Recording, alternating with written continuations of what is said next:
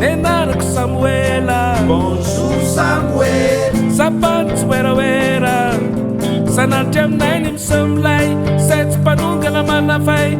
Turun niya patanosanay. Forward to Lani. Past night to Lani. Meramanuk meram tul. Meramadus meram rul. Tiskalere pasamfuna. Lol. Satanara redwa. Yendo na red. Sayef tulla saiko. Senamisa na ni saiko. Sayita kumplata raiko. Sayen kunapta eko lol. Satanara wa lol. Makalasa na rewa lol. Makana rewa lol.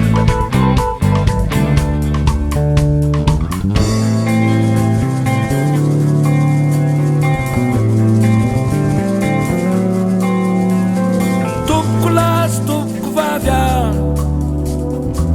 Riva woka manati ketun. Tera na reo sai. Susa na ton na reo. Saran me na reo. Fula na rin na reo pamnay. Tini wane, tera wane, ye verone. Ranya san la sai. Ramusi jam fi sai. Kalamani sai. La faterinya no met. Feno na reo time fet. Soto na reo redwa. Yendo na reo red. Sayef tulla saiko. Senamisa na ni saiko. Sayito kumplata raiko. Sayen kunapta eko lol. Sota na rewa lol. Makalasa na rewa lol. Makana rewa lol.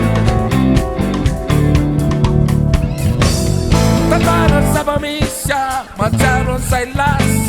Manikya say mtanga. Mamnane say wafya lol. Simba fengya lol. Karameta na tawo. Ranafale nawa. Asamara na wanawa. Fedana na wanawa lol. Tara tudano lol. Funaita wano lol. Sesta kendo lol.